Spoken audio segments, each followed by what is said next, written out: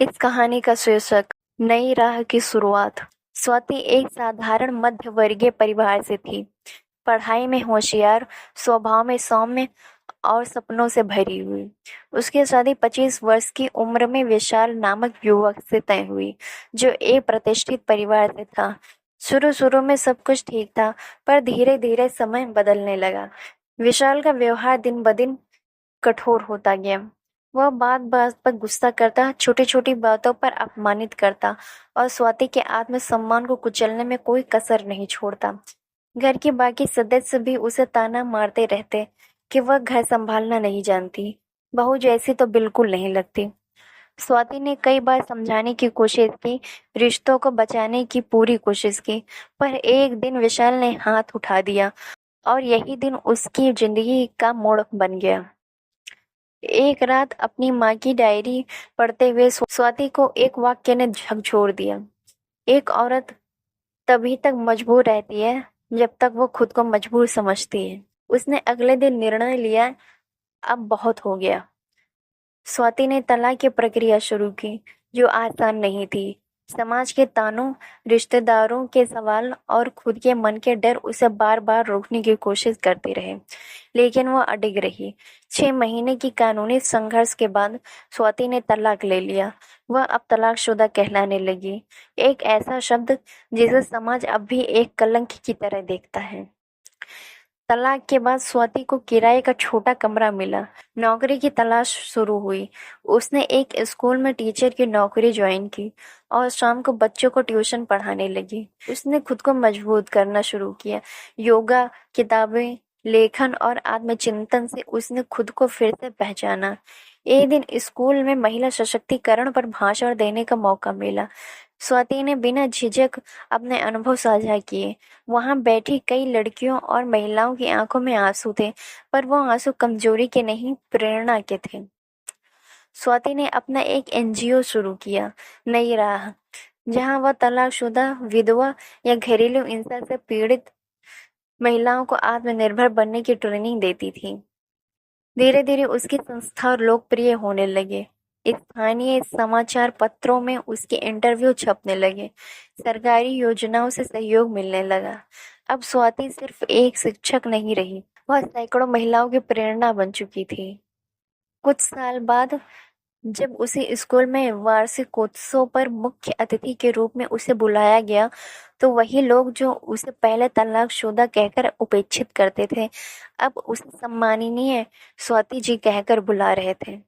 एक पत्रकार ने पूछा, आपको क्या लगता है, तलाक जिंदगी की हार है? स्वाति मुस्कुराई और बोली, नहीं, तलाक जीवन से भागना नहीं, बल्कि खुद को बचाने और पहचानने का साहस है। स्वाति अब सफल समाज सेविका और एक प्रेरणादायक वक्ता बन चुकी थी, लेकिन एक कोना उसके दिल में अब भी खाली था। एक ऐसा रिश्ता जिसमें अपनापन हो, सम्मान हो और साथीपन हो। वह चाहती थी कि अगर दोबारा किसी रिश्ते में जाए तो सिर्फ सामाजिक दबाव में नहीं, बल्कि सम्मान, समझ और समानता के आधार पर अभी तक वह पूरी तरह तैयार नहीं थी।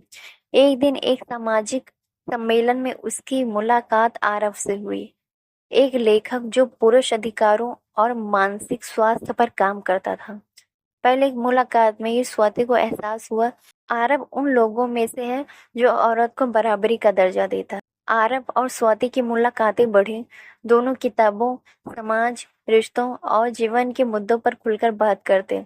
स्वाति को पहली बार लगा कि कोई बिना दया के, बिना उपदेश के सिर्फ समझ और इज्जत से बात कर सकता है। एक दिन आरव ने बड़ी ही सरलता से कहा, स्वाति, तुम्हारे जैसे लोगों को देखकर लगता है कि जीवन में हार नहीं होती, बस रास्ते बदलते हैं। क्या तुम्हें दोबारा जीवन साथी की जरूरत महसूस होती है? स्वाति थोड़ी देर चुप रही, फिर बोली, जरूरत तो होती है, पर डर भी उतना ही है, भरोसे का टूटने का, फिर वही सब झेलने का। आरब ने मुस्कुराकर कहा, मैं रिश्ता नहीं, दोस्ती निभाना चाहता हूँ। साथ चलो तो बिना बोझ के, बराबरी के साथ। स्वाति ने पहली बार खुले मन से स्वीकार किया कि रिश्तों को दोबारा मौका देना कोई कमजोरी नहीं, बल्कि भावनात्मक साहस है। उसने आरब से दोस्ती स्वीकार की और दोनों ने अपने अपने काम में एक दूसरे का साथ देना शुरू किया। धीरे धीरे स्वाति की संस्था नई राह में पुरुषों के मानसिक स्वास्थ्य पर भी काम शुरू किया, जिसमें आरव ने बहुत मदद की। अब स्वाति सिर्फ महिलाओं के लिए नहीं, बल्कि समाज के हर उस व्यक्ति के लिए आवाज बन गई जो रिश्ते में घुट रहा था। स्वाति की माँ अब पहले जैसी नहीं रही। उन्होंने भी बेटी के संघर्ष और सफलता को देख अपनी सोच बदली थी। लेकिन जब स्वाति ने दोबारा रिश्ते की बात की तो समाज फिर से कानाफूसी करने लगा। अरे, तलाकशुदा औरत को भी दोबारा शादी की क्या जरूरत? इतनी सफल है, अब शादी क्यों? कहीं फिर धोखा ना हो जाए। पर अब स्वाति इन सब आवाजों से ऊपर उठ चुकी थी। उसने सीखा था, जो दुनिया की नजरों से नहीं, अपने आत्मसम्मान की नजरों से देखे, वही सच्चा जीवन साथी होता है। स्वाति और आरव ने निर्णय लिया कि वे साथ रहेंगे, लेकिन समाज की रस्मों के बिना, एक समझदारी और सम्मान से भरे साथ में। उन्होंने अपने संबंध को एक सामान आधारित साझेदारी के रूप में प्रस्तुत किया। उन्होंने एक छोटा सा समारोह रखा, न तामझाम, न दहेज, न शोर, बस दो आत्मनिर्भर इंसानों का मिलन। इस समारोह में स्वाति की संस्था की महिलाएं, स्कूल के बच्चे और आरव के लेखक मित्र शामिल हुए।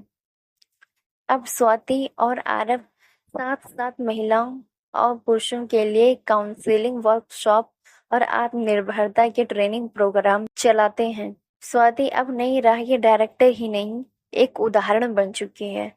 उसके जीवन की कहानी कई स्कूलों, कॉलेजों और संस्थाओं में प्रेरणा स्रोत के रूप में सुनाई जाती है।